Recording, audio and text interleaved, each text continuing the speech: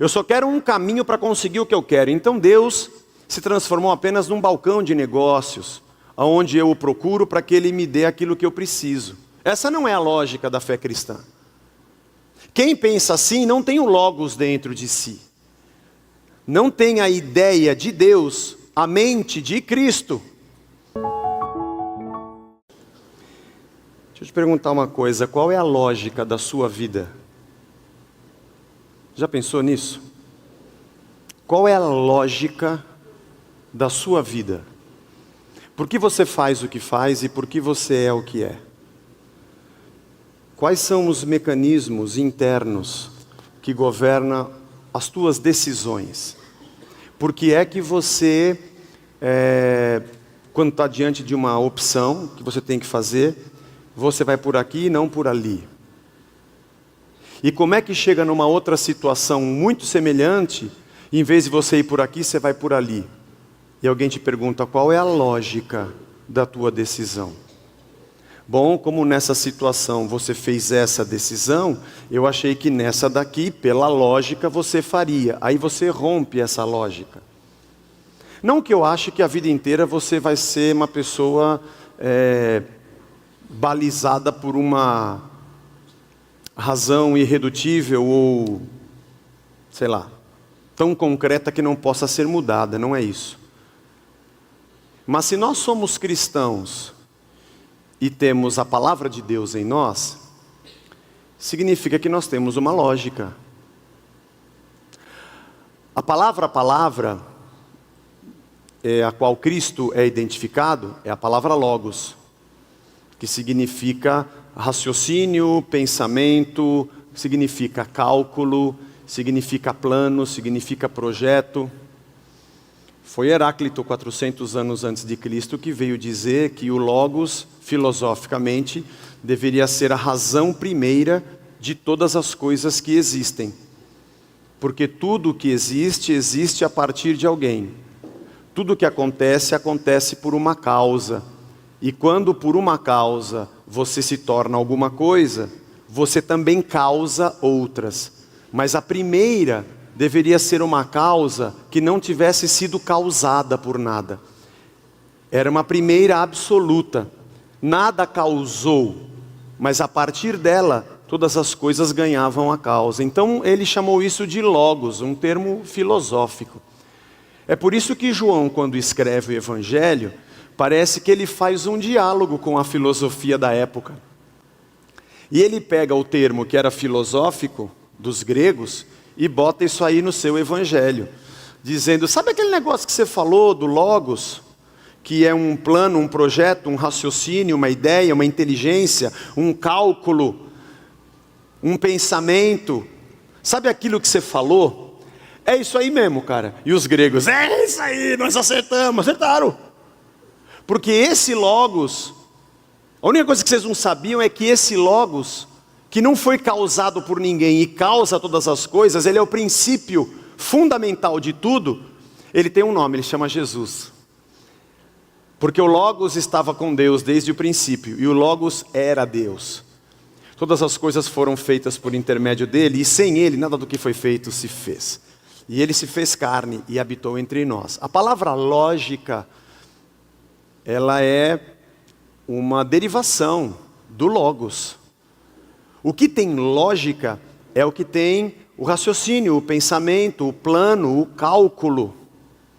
A palavra de Deus dentro de nós é o próprio Cristo, afinal de contas ele habita em nós.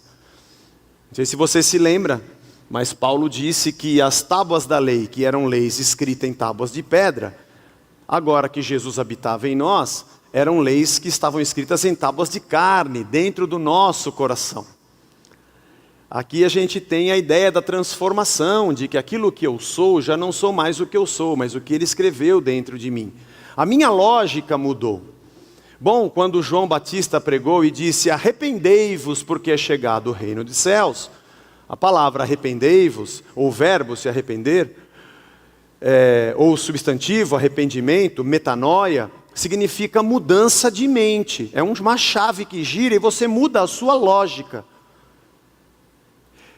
O cristianismo, ou melhor, a fé cristã, a vida no Evangelho, não é uma questão de obrigação.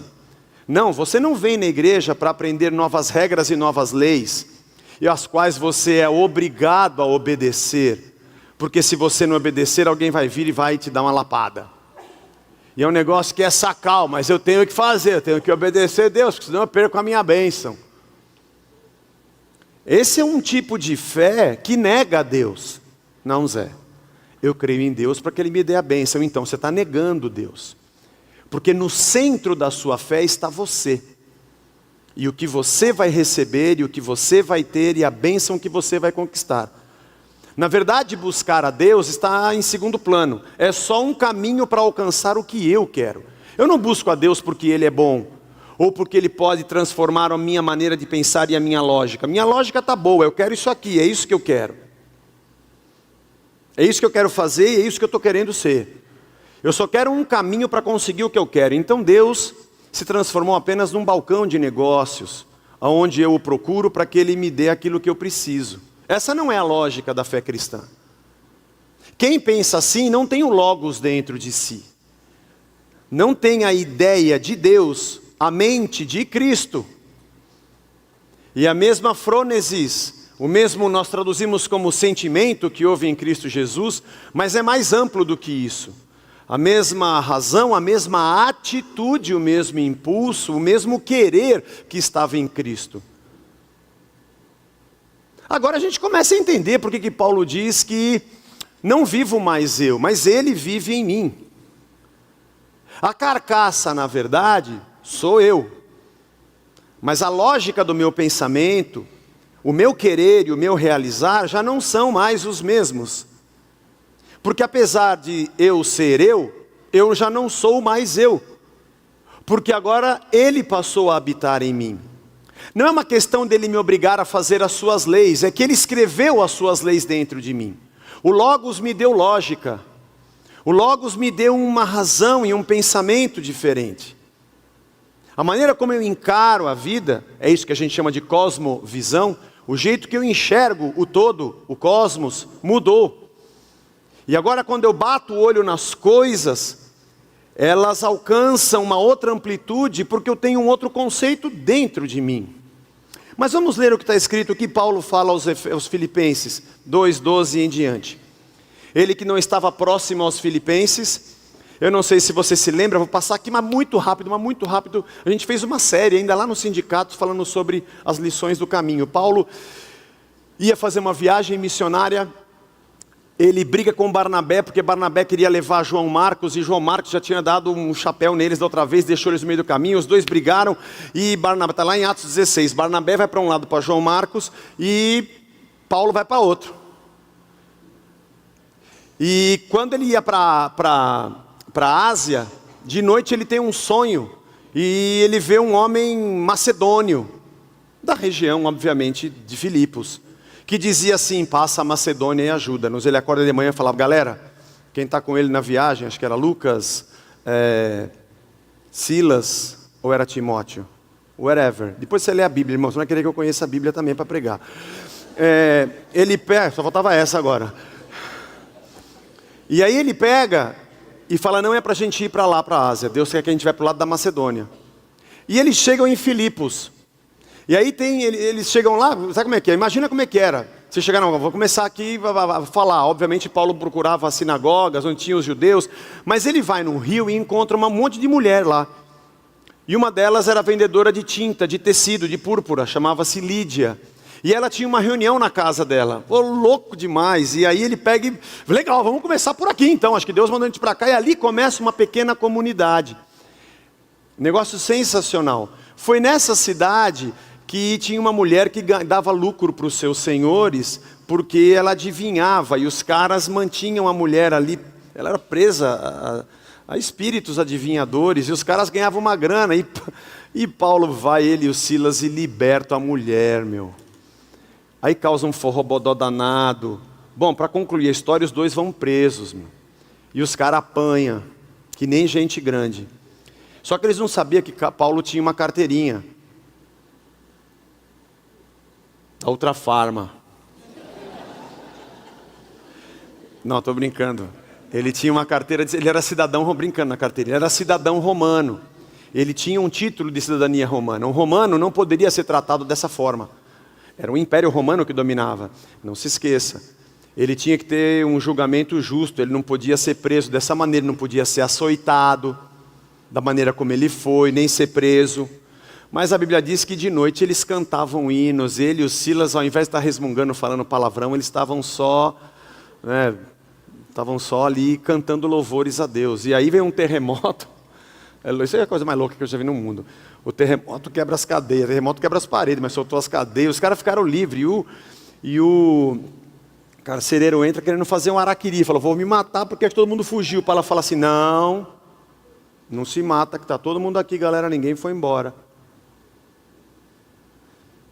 O carcereiro, ao invés de ficar preocupado e falando, meu, que Deus incrível que deu o terremoto, ele não se espantou com o Deus do terremoto, ele se espantou com o Deus que estava dentro de Paulo.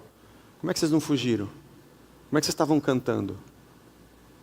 Nós é que somos o tipo de gente que ficamos mais impressionados com as coisas que acontecem nas paredes do que com aquelas que acontecem dentro da gente. Aliás, as pessoas procuram as igrejas para ver sinais, e nelas não há sinal algum do reino. Continuam as mesmas pessoas. Bom, aquele carcereiro leva Paulo para casa, cuida das feridas dele e fala assim, o que eu preciso fazer para ter o Deus que vocês têm? Não pelo terremoto, mas para ser como vocês são. As pessoas não vão conhecer a Deus pelo tipo de sinal que acontece na nossa vida, apesar de que eles acontecem. O pai de santo também faz sinal, a feitiçaria também faz sinal, a macumba faz sinal. Bom, as coisas espirituais acontecem. E tem gente que acha que manipula essas forças espirituais com os seus trabalhos, enfim. Se eu acho que eu preciso de ter um sinal para que a pessoa creia que Cristo existe, eu estou pelo caminho errado, porque depois que acontecer o sinal, ela vai dar créditos a qualquer outra pessoa, menos a Deus. Mas quando ela conhecer você e ver que Deus está dentro de você, essa prova é irrefutável. Você não é a mesma pessoa, você tem uma outra lógica, você não fugiu. Você tem uma outra lógica, você estava preso, estava cantando. Você tem uma outra lógica. E o pior é que eu descobri que você é cidadão romano e você nem esperneou. Relaxa. De manhã vieram os caras e pediram perdão para Paulo e soltaram ele, porque ele era cidadão romano. Ele passa na casa da Lídia. A carta que ele escreve aos Filipenses é uma carta feliz, é uma carta alegre. Ele tinha amigos ali. A pequena igreja, a comunidade que começou ali, depois Paulo foi para outras cidades.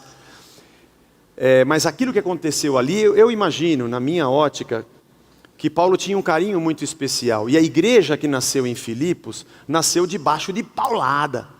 Nasceu com sangue, suor e lágrimas. Ou agora no carnaval, sangue, suor e ouriço. Sei lá, a coisa foi difícil. Ele levou muita lapada no lombo. E o amor que ele tinha por aquele lugar, imagina, qualquer outra pessoa diria, aquele sonho era do diabo, aquilo não era sonho de Deus, Deus mandou vir para Macedônia, chega aqui eu apanho.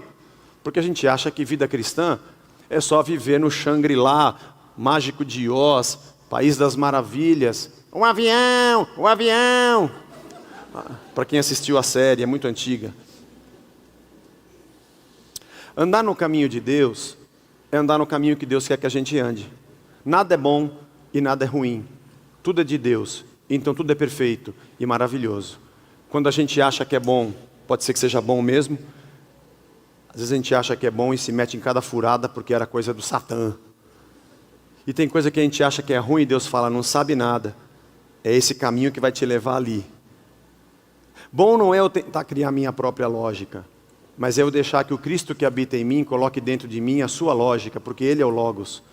E as minhas decisões podem ser estranhas ao mundo, mas elas fazem todo sentido para quem serve a Deus. Qual é a lógica da sua vida? Paulo diz, assim pois, amados meus, ele estava longe dos filipenses, como sempre obedecestes, não só na minha presença, e provavelmente ele estaria preso, e ele tinha vontade de reencontrar os filipenses. Dá até um negócio quando a gente lê essa carta, porque no fim ele morreu e nunca mais voltou lá, mas ele diz que ele tinha saudade deles e gostaria de vê-los outra vez. Mas vamos prosseguir. Não só na minha presença, mas muito mais agora na minha ausência, desenvolvei a vossa salvação com temor e tremor, porque Deus é quem efetua em vós tanto o querer como o realizar. Olha só, é Deus quem efetua em vós É uma outra lógica, é Deus quem coloca dentro de você o querer e o realizar. O que você quer e o que você faz não é mais a lógica que você tinha, porque é Deus que faz isso dentro de você, segundo a sua boa vontade. Então façam tudo sem murmuração nem contenda, não fica brigando contra aquilo que Deus está fazendo dentro de você. Para que vos torneis o quê? Qual é a razão disso tudo, dessa lógica de Deus em nós? Para que nos sejamos irrepreensíveis, sinceros, filhos de Deus inculpáveis, no meio de uma geração corrompida, pervertida, na qual vocês resplandecem como luzeiros no mundo. Esse mundo está em trevas. É a atitude de vocês que vai fazer resplandecer Deus para esse povo. É uma outra lógica e um outro jeito de viver. Talvez Paulo estivesse aqui se lembrando, lembra eu e Silas lá preso? Então é um outro jeito de pensar e encarar as coisas.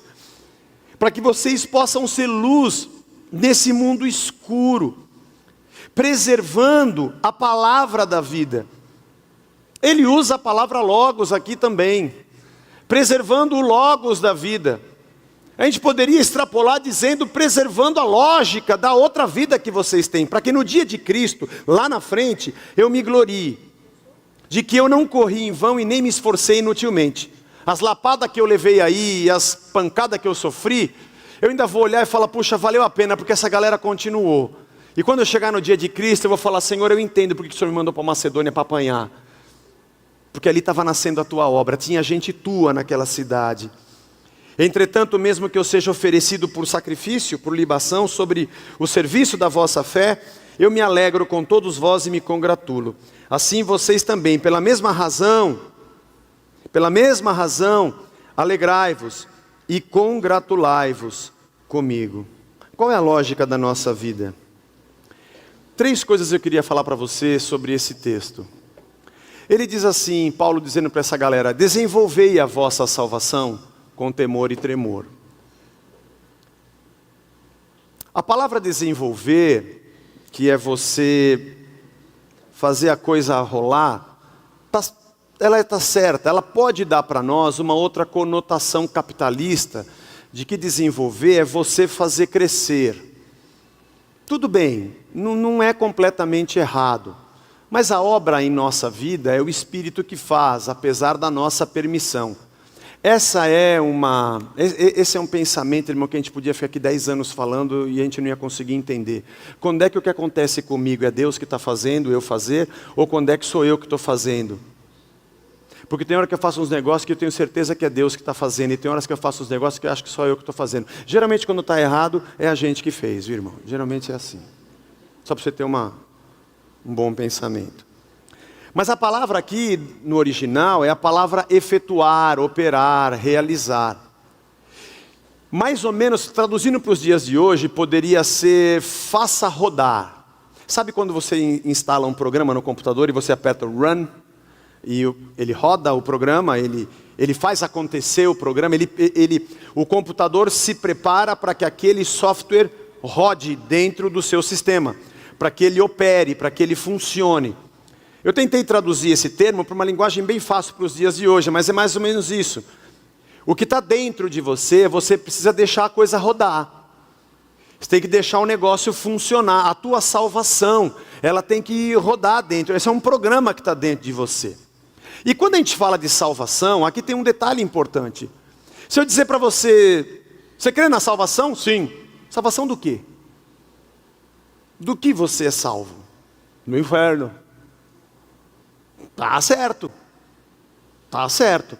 Depois da queda, o homem se separou de Deus e aí entrou a morte. Essa separação causou um problema cósmico em tudo que existe, na natureza, no homem, nas relações, na relação com Deus, na relação consigo mesmo. O mundo já não é mais o mesmo sem Deus. Não é o mundo de Deus, é o mundo dos homens. E aí então a coisa virou essa bagunça que a gente vive hoje, que vai degringolando de mal a pior. Então eu preciso de Deus para eu ir para o paraíso, quando acabar esse mundo eu ir lá para a glória. É verdade, mas quando a gente pensa só dessa forma, nós também estamos sendo mesquinhos. Porque alguém que busca a Deus para ser salvo na eternidade, está querendo dizer para mim e para Deus, para nós, de que enquanto Ele está aqui está tudo bem. Eu sou perfeito aqui, eu só quero que Ele me livre da morte lá, aqui não precisa de mexer. Não. A salvação ela tem um amplo significado. é que eu olho para a minha vida diante de Cristo e eu vejo os sinais da queda em mim. Porque o pecado está em mim, eu não sou o cara que eu deveria ser. Eu não sou o pai que eu deveria ser. Eu carrego ciúme, eu carrego medo, eu carrego vingança, eu gosto de dar um coicezinho aqui ou ali. Todos nós temos isso, como mães, como filhos. A gente carrega inveja, a gente é cheio de picuinha, nós somos fofoqueiros.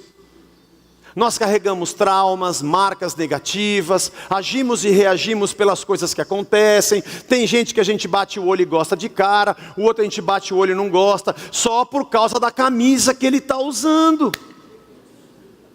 Apesar de ser uma camisa terrível, mas a pessoa deve ser boa. Nós julgamos o livro pela capa, nós somos maledicentes.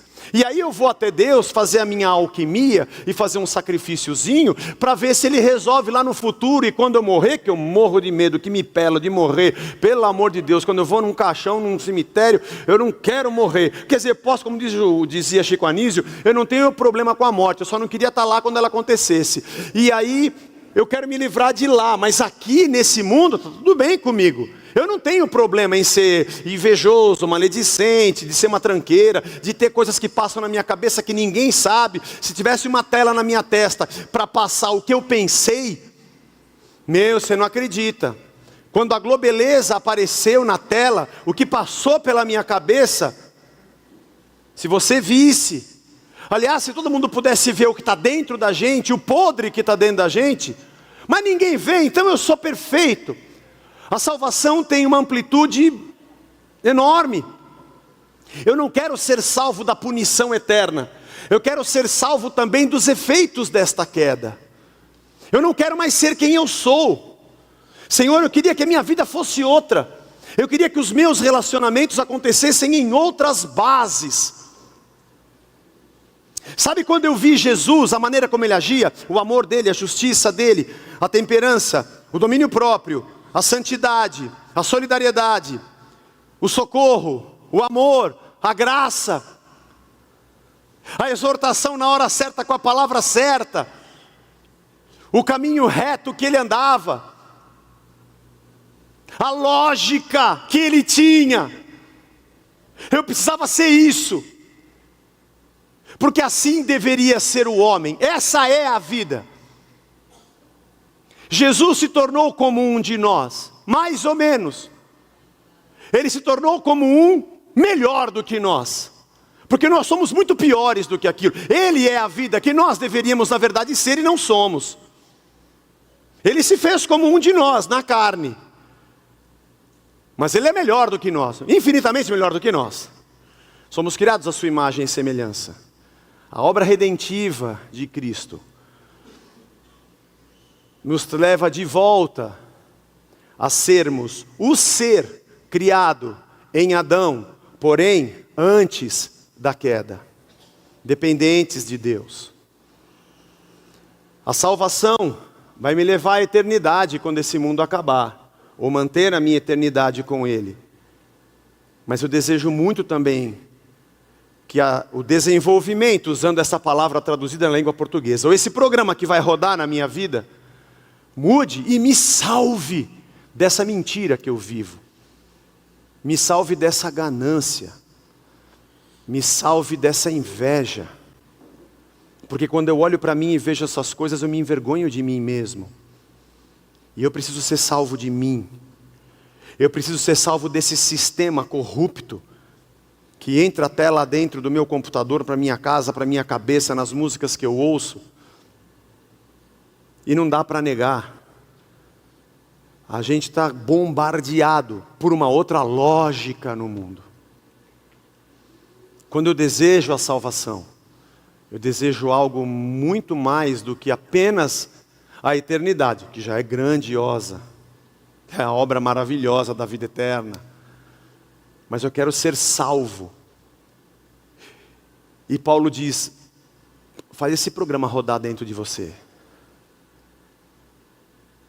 Para que o mundo possa ver que tem algo diferente acontecendo dentro de você. Não só ao teu redor.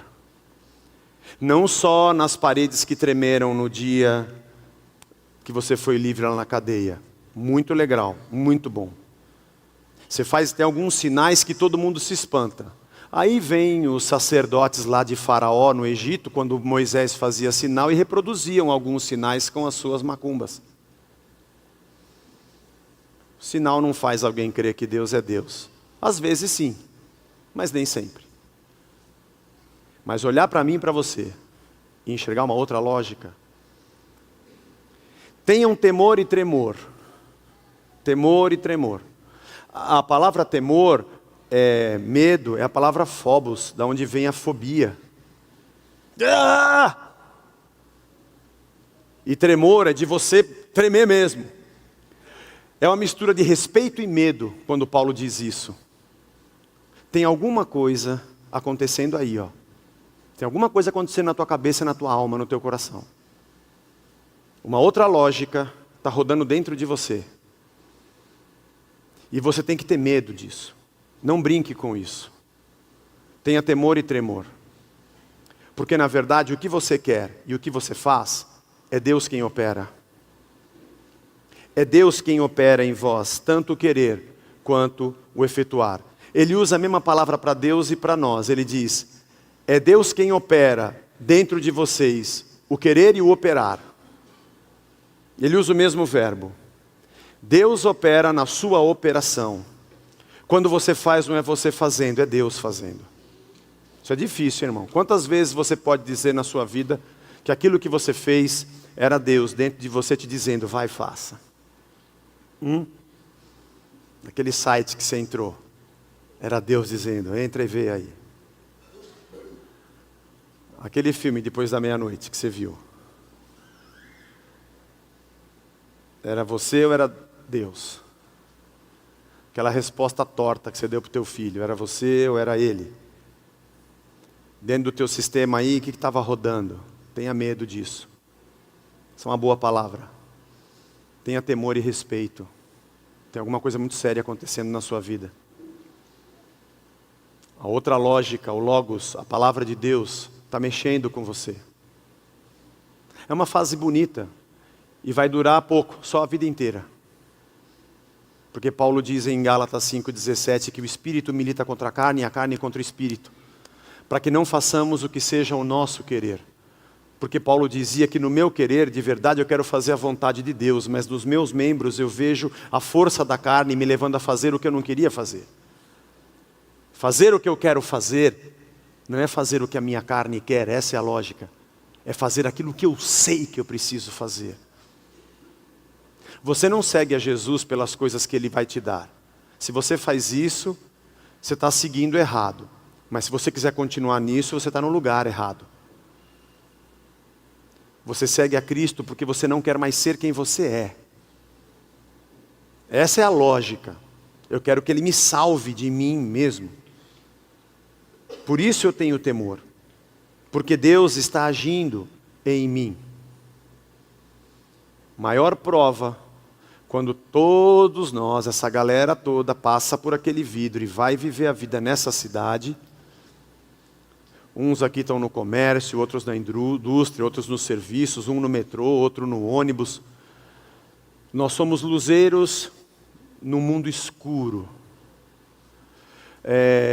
Na Bíblia a Mensagem, o Eugene Peterson fez uma metáfora. Ele disse, como hoje as cidades já são iluminadas, né? A gente não tem tanto a ideia da escuridão, o que significa, mas ele fala que nós somos um sopro de ar fresco no meio de uma sociedade poluída. O povo está... E vem alguém e é um sopro de ar fresco. Onde você encontra a vida e você relaxa. As ideias e a lógica da justiça, do amor, da compaixão, da dignidade, da honestidade que imperam dentro de nós, demonstram quem Cristo é para esse mundo. Mas para isso tem que ter uma rendição. Tem que ter uma rendição. Porque a lógica do Evangelho e da vida cristã é a morte. Essa é a lógica da nossa vida. Morrer. A gente podia aqui falar muitos textos, vou lembrar alguns. Vai. Aquele que quiser vir após mim, negue-se a si mesmo. Joga fora você mesmo e me siga. Ou quando Paulo diz que Ele habita em nós e nós somos o seu templo. É Ele que nos dá a vida, porque nós estávamos mortos nos nossos delitos e pecados. É que a gente não sabe, achava que aquilo era vida. A lógica é a morte. Ou quando ele diz, estou crucificado com Cristo, morri. Não vivo mais eu, mas Cristo vive em mim. Essa é a lógica. Porque para mim, o viver é Cristo e o morrer é lucro. Cada dia que eu morro, eu estou no lucro. Ou quando ele diz em Filipenses 2 também, tudo reputei por perda. Eu que era cidadão romano, circuncidado ao 8º dia, fariseu segundo a lei, hebreu de hebreus, cidadão romano, tinha tudo isso eu reputei por perda. E joguei tudo fora, pela sublimidade do conhecimento do Filho de Deus. A lógica da nossa vida é a morte. E a lógica da nossa existência é a ressurreição. Muita gente pensa só nas coisas materiais e diz, eu vou viver de glória em glória. Hoje eu compro um carro, amanhã eu compro outro, amanhã eu compro um lado, e depois eu vou ampliar, eu vou matar, roubar, destruir. É coisa do diabo, pô. Aliás, o texto da palavra de Deus, quando Paulo diz andar de glória em glória, ele está falando sobre a obra transformadora do Espírito em nós, não das coisas que a gente conquista. É que você ouve a pregação, que o cara lê o versículo, mas você depois não lê em casa para ver se ele está falando besteira ou não. Não faça isso, se você quiser continuar gostando da pregação dele. Se não, você começar a ler a Bíblia, vai estragar a sua fé. Porque de glória em glória, é de morte em morte. Porque Paulo diz, por amor de ti somos entregues à morte o dia todo. A lógica da nossa vida é a morte. E a lógica da nossa vida é a ressurreição. Cada dia que eu me levanto, eu digo, isso aqui está errado, isso aqui tem que morrer na minha vida. Esse eu aqui tem que matá-lo. E à luz da ressurreição de Cristo, eu viver uma nova vida. Uma nova lógica. Nós vivemos a vida de morte em morte. Essa é a verdade. A cada dia a gente morre mais um pouco. E depois, a cada dia, a gente ressurge com uma nova lógica. Eu imagino com você o que acontece comigo, a cada pregação que eu ouço, a cada estudo, ou a cada discipulado, a cada congresso que eu vou, que eu falo, rapaz, eu não tinha pensado nisso. E olha que eu fazia assim, mata isso aqui. E eu quero, Senhor, nascer de novo. Hoje eu morri mais um pouco. A sua vida não é sinalizada pelo quanto você ajunta, mas pelo quanto você está disposto a perder.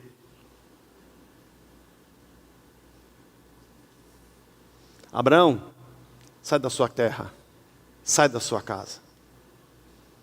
Davi, vai para o deserto, e não é aí em Jerusalém.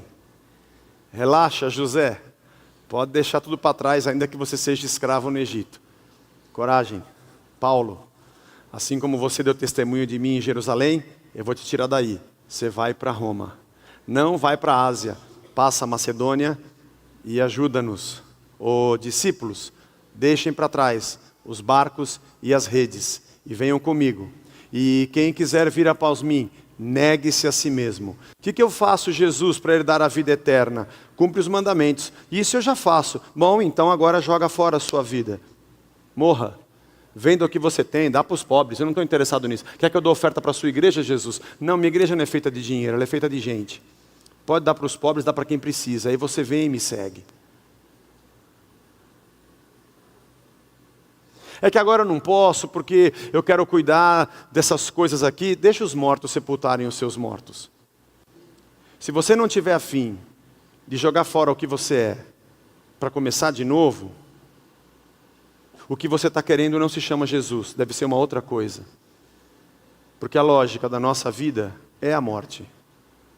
A morte de todo o comando do nosso próprio pensamento sobre nós. A morte da lógica de que eu estou no centro do mundo e tudo vem para mim. Não. Agora é lógica de que tudo que eu tenho eu perdi. E eu não sou o centro de tudo. O centro se chama Jesus Cristo. E eu vivo por Ele, porque dele, por Ele e para Ele são todas as coisas. E não tenho que me preocupar com o que eu vou ter, porque Ele, antes que eu peça, já sabe todas as coisas que eu necessito. Não ando ansioso por coisa alguma. Eu busco em primeiro lugar o reino de Deus e a sua justiça. As outras coisas, relaxa, Ele cuida de você porque Ele é bom e a sua misericórdia dura para sempre.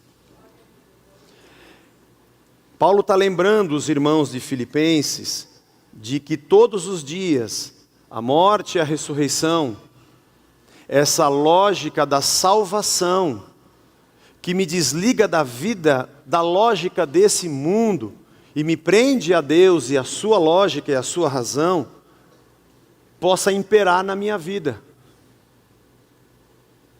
A gente podia resumir isso tudo dizendo que essa é a nossa vida cristã, isso é vida, isso é vida. O resto não é vida, a gente chama de vida, mas isso é vida. E poderíamos também dizer que essa é a nossa missão.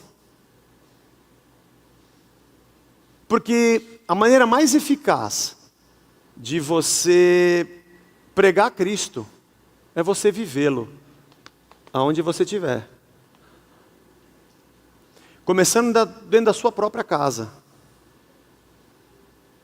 Não vai dar tempo de a gente falar sobre isso, mas a dádiva do tempo que Deus nos deu, é porque só através dele que a gente consegue desenvolver a nossa vida. Tudo leva um tempo, e esse tempo tem que ser vivido no Senhor, porque Ele é a nossa vida, enquanto a nossa vida é a nossa morte. Queria convidar você nessa manhã a compreender, abrir o seu coração e compreender que é Ele quem opera em nós o querer e o realizar. Nem sempre o que você quer é o que você deveria querer, e nem sempre o que você faz é o que você deveria fazer. Se a lógica da sua vida está centrada na sua satisfação, esse é um grande problema, porque você é o centro da sua vida e você é o seu próprio Deus. Mas se a lógica da sua vida é glorificar a Cristo, porque Ele é Senhor, então você vai morrer para você mesmo. Mas não se preocupe, todas as outras coisas Ele vai cuidar. Porque essa é a lógica. Nós entregamos a nossa vida a Ele e nós o seguimos.